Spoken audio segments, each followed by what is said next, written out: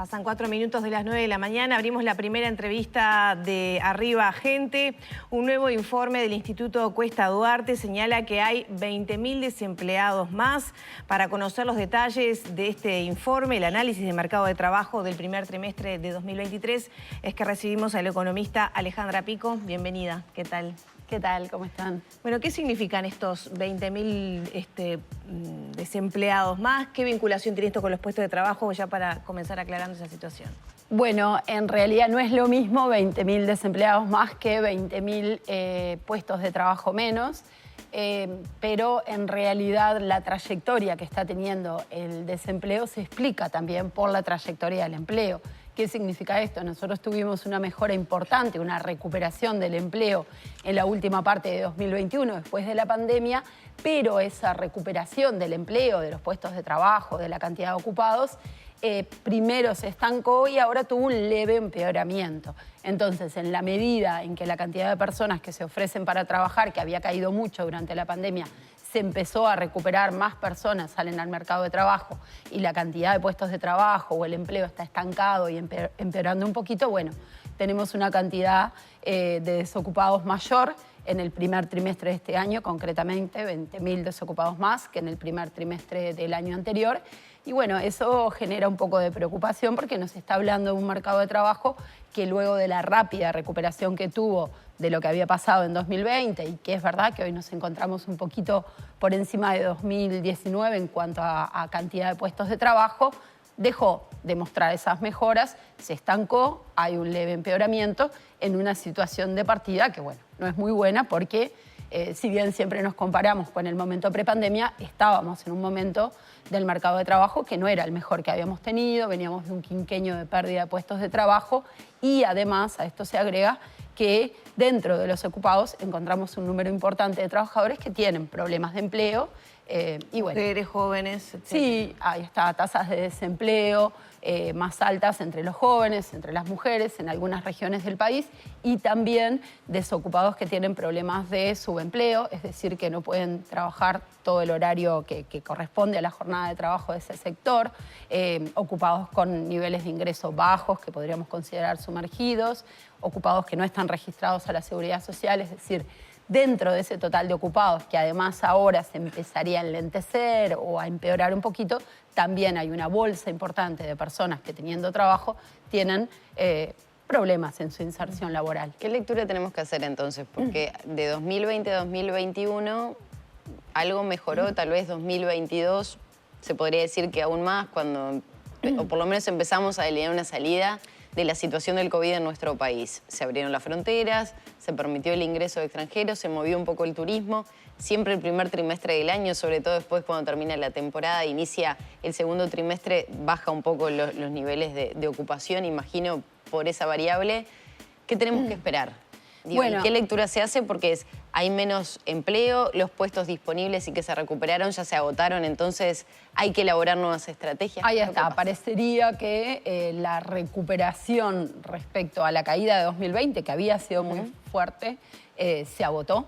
En realidad, lo extraño quizás es que el agotamiento de la recuperación parece haberse dado ya sobre finales de 2021. Es decir, la última parte de 2021, el mercado de trabajo funcionó muy bien en cuanto a la recuperación de puestos de trabajo o el aumento de la cantidad de ocupados. Y después, cuando miramos 2022 y vamos mirando trimestre a trimestre, vemos primero un congelamiento respecto a ese último trimestre de 2021 y después se empieza a empeorar. Ya cuando comparamos la última parte de 2022 contra la última parte de 2021, vemos ese empeoramiento y eso se verifica de vuelta en la comparación de los primeros trimestres. Pero eso tiene una lógica, ¿no? Con el año anterior. Nosotros siempre comparamos trimestre contra igual trimestre del año anterior para evitar esos efectos estacionales de que, como decías, hay algunos trimestres que son particulares. Ahí está, son por algunos efectos estacionales. Claro, esto tiene la lógica de que después de la caída hubo una rápida recuperación, pero seguimos con ese mercado de trabajo con problemas que teníamos previamente y la explicación sería como que no hay alternativas o políticas públicas para mejorar esa situación que se recuperó respecto a lo que había caído, pero después de eso se frenó. En la visión del Cuesta Duarte, ¿cuáles deberían ser las orientaciones de esas políticas? Bueno, creo que el empleo viene muy de la mano de la inversión. Entonces, las políticas de atracción de la inversión privada, obviamente que son fundamentales, y también la inversión pública. La inversión pública es una importante generadora de empleo por dos vías. En primer lugar, porque genera empleo directo. En segundo lugar, porque dependiendo de la localización, genera encadenamientos con otros sectores y empieza a mover más la economía. Y además es un incentivo a la inversión privada que también genera puestos de trabajo. Entonces, me parece que capaz que lo que no hay, o mejor dicho, hay una confianza a que eso suceda porque sí o de la mano del mercado, y bueno, lo que estamos viendo es que no está funcionando ahora. Sin embargo, desde el gobierno, por ejemplo, en inversión pública se ha mencionado la inversión en infraestructura, que de hecho iba a amortiguar el final de la obra de UPM. ¿No se notan los números? Bueno, sí, justamente la UPM y todo lo que tuvo que ver con la infraestructura alrededor tuvo un impacto importante en el empleo y eso es lo que explica dónde estamos hoy. Pero eso tiene algo de transitorio porque en algún momento va a finalizar. Claro, la obra otros efectos transitorios positivos también porque contribuyeron en la salida de la pandemia, ya lo mencionamos.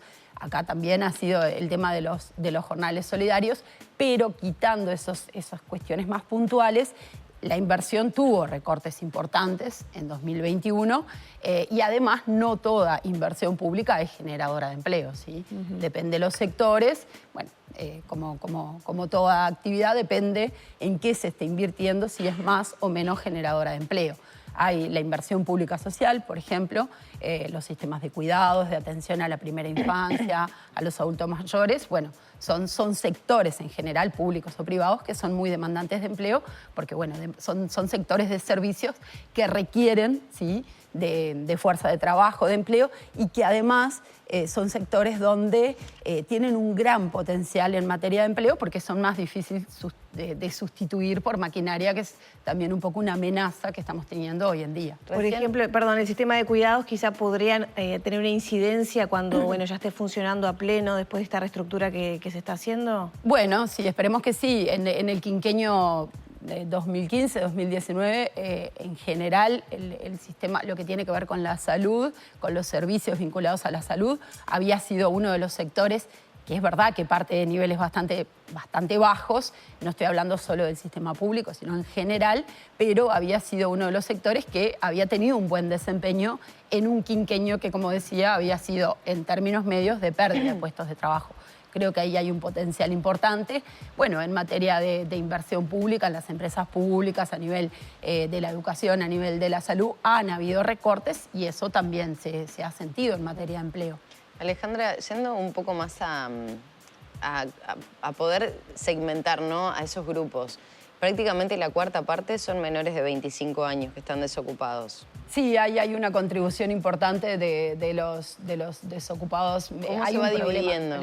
¿Qué empleos se están viendo más afectados? ¿Qué rubros son los que menos salida laboral están teniendo? Digo, para poder entender también un poco cómo es la situación país. Bueno, a nivel país tenemos tasas de desempleo que, aunque la población es menor, pero cuando miramos las tasas de desempleo prácticamente duplican la tasa de desempleo media en algunas regiones del país. El litoral, por ejemplo, Salto, Artigas, Río Negro, Soriano, son regiones con tasas de desempleo importantes y además con situaciones complejas para atender, porque en realidad los problemas de empleo allí se explican mucho por la diferencia cambiaria con la frontera. Tenemos un problema en la inserción laboral de los jóvenes, es un problema bien importante porque bueno, no genera buenas perspectivas a la juventud y además en esos sectores como los jóvenes, también los migrantes, de repente se están generando puestos de trabajo, ¿sí? Además de los problemas de desempleo que tenemos problemas de calidad del empleo. Los trabajadores de las plataformas, ¿sí? Trabajos que podemos decir que son precarios, que tienen problemas, por ejemplo, de accidentalidad, de seguridad en el empleo más alto un aspecto favorable es que en este periodo ha disminuido en la pospandemia la brecha entre hombres y mujeres en el mercado de trabajo. Las mujeres era otro de los sectores de los colectivos afectados por tasas de desempleo más altas. Bueno, eso un poco tenemos todavía tasas de desempleo más altas que los varones, tasas de empleo más bajas, pero eso ha tendido a disminuir. Hay un problema clarísimo en cuanto a nivel educativo, ¿sí? Las tasas de desempleo para quienes tienen la universidad completa rondan el 3%, mientras que para quienes no tienen secundaria completa son mucho mayores al promedio. Entonces hay un tema de segmentación del mercado de trabajo que tiene que ver con los niveles de calificación. Lo que tiene universidad tienen 3% a nivel del desempleo. Sí, tienen tasas de desempleo muy bajas, capaz que no es la cifra exacta, no, pero bueno, en el entorno... Sí, pero históricamente con 6 años, o sea, con bachillerato completo tenés una Y tasa. como eso se vincula mucho. Y mucho menos probabilidad de ser pobre también. Claro. ¿Y sabes lo otro que me interesaría saber? ¿Qué pasa con los tipos de empleo? De la pandemia para acá. ¿Han ido cambiando? ¿Se nota más el emprendedurismo? Sí. ¿Los proyectos personales? Sí, Porque también eso es una realidad que hace al país, ¿no? No es lo mismo tener que abrir una empresa, trabajar en un emprendimiento personal, que bueno, fue la consecuencia de, me quedé sin trabajo en aquel momento, lo cambié. Sí, lo que vemos también en eso cuando empezamos a mirar el empleo por categoría del empleo, es que el crecimiento post-pandemia vino un poco más de la mano de lo que le llamamos el cuentapropismo. No todos son pequeños empresarios, muchos de ellos son, trabajadores por cuenta propia, que vemos en la calle, que tienen trabajos. Hay casi 400.000 personas que son cuentapropistas. Sí, y el cuentapropismo en sí no tendría por qué implicar un problema de empleo, pero la realidad es que en Uruguay el cuentapropismo está asociado a problemas de empleo. Por ejemplo, el registro a la seguridad social es mucho más bajo entre los trabajadores cuentapropistas que entre los trabajadores asalariados, no tienen niveles de ingreso inferiores e incluso los trabajadores cuentapropistas registrados a la seguridad social gozan de menos prestaciones al momento de necesitarlas. Por ejemplo, no tienen el amparo de un seguro de desempleo, bueno, tampoco tienen derecho al despido. Alejandra, ya tenemos que ir cerrando, pero quisiera hacerte 2 preguntas porque estamos como en un momento, siento, estructural bisagra de cambio del tipo de trabajo, introducción de la tecnología, el desafío de la educación. Pero por otro lado, a corto plazo tenemos los consejos de salario y también la rendición de cuentas, ¿no? Sí. ¿Por dónde debería, o sea, qué valoración o qué proyección hace el Cuesta Duarte a propósito de esas 2 instancias tan importantes para los trabajadores? La última, ¿no? La última donde se puede incrementar el aumento, o sea, el presupuesto. Sí, respecto a los consejos de salarios, ahora a fines de junio, principios de julio, arranca una nueva ronda, una ronda bien grande en cantidad. ¿Qué se puede esperar en este contexto del informe, por ejemplo? Sí, bueno, nosotros esperamos, el movimiento sindical espera que se cumpla el compromiso de recuperación de la caída del salario real y también que ese compromiso se cumpla de la manera más rápida posible, ¿sí? Porque la velocidad a la que retornamos a los niveles de salario que teníamos previo a la pandemia no es algo menor, ¿sí? Cuanto más rápido, menor pérdida acumulada. Creo que también hay sectores que es posible que tengan un crecimiento salarial, sectores o que no tuvieron caída o que en este periodo les ha ido relativamente bien. Tenemos en ese sentido un poco una heterogeneidad a nivel de sectores, pero hay grandes expectativas y además me parece esto bien interesante porque se vincula con el resto de los temas. La negociación colectiva es una puerta a la negociación de la introducción de tecnología, la capacitación, la formación. El tema es que hoy la negociación colectiva ante una caída del salario está muy centrada en, ver qué es lo que pasa con los salarios y todo el resto de los temas van quedando para atrás. Pero la negociación colectiva en nuestro país, que tiene una amplia cobertura, siempre ha tenido una incidencia importante en determinación de otros beneficios como licencias especiales y otras cuestiones que, son bien importantes en lo que hace a la calidad del empleo. Y en la rendición de cuentas, ¿dónde debería estar, digamos, el foco de la inversión? Esta es la última que se puede aumentar el gasto y hablamos de políticas que puedan, reorientar de alguna manera estos datos que manejábamos. Bueno, nosotros esperaríamos que sea una rendición importante, que a partir de la inversión tenga un impacto en el empleo y y que se focalicen aquellas áreas que, bueno, que están como más necesitadas en materia de vivienda, que tenga un foco importante en la primera infancia, no solamente a partir de las transferencias, que son importantes, pero que es claro que seguimos teniendo un problema en la primera infancia, en la pobreza infantil,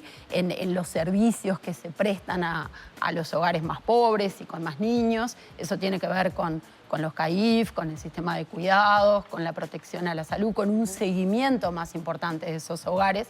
Esperamos que por allí y también en materia de inversión en infraestructura estén los énfasis. Vamos a ver cómo se puede conjugar todo esto con un déficit que se está alejando de las metas que tenía el gobierno y que siempre ha sido como una bandera importante. Alejandra, una rapidito. Asume este gobierno, le cae una pandemia a nivel mundial, ¿no? Todo lo que implicó eso. Sí. Diferentes situaciones, gripe aviar, la sequía, la situación del agua potable ahora. ¿Se puede decir que el gobierno manejó dentro de toda la economía prudentemente? ¿Le hubiera modificado algo el Cuesta Duarte, las observaciones que hace, simplemente así como bueno, una yo reflexión? No soy politóloga para tener un análisis. No, bueno, pero desde el lado de la economía, del manejo de las economías del país. Bueno, creo que quizás el foco, en particular al comienzo de la pandemia, en 2020 y también en 2021, que nosotros tuvimos un primer semestre muy complicado en nuestro país, creo que quizás el foco estuvo un poco más en las cuentas públicas y bueno, y se descuidó un poco el foco de, bueno, qué era lo que iba a pasar. Quizás hay una evaluación de que se gestionó muy bien la pandemia, pero no se tuvo tanto cuidado en qué iba a pasar con la pospandemia, en la recuperación, en que esa recuperación fuera menos desigual, que no aumentara tanto la pobreza en la pandemia porque iba a ser más difícil luego reducirla. Me parece que no hubo tanto foco en los hogares, en las personas, particularmente en lo que iba a venir en la recuperación, en la pospandemia y en que todos se pudieran beneficiar de esa recuperación. Bien. Muchas gracias por estos minutos. No, gracias a ustedes, como siempre. Cerramos por aquí entonces la entrevista con Alejandra Pico, economista del Instituto Cuesta Duarte. Ya son las 9 de la mañana, 21 minutos.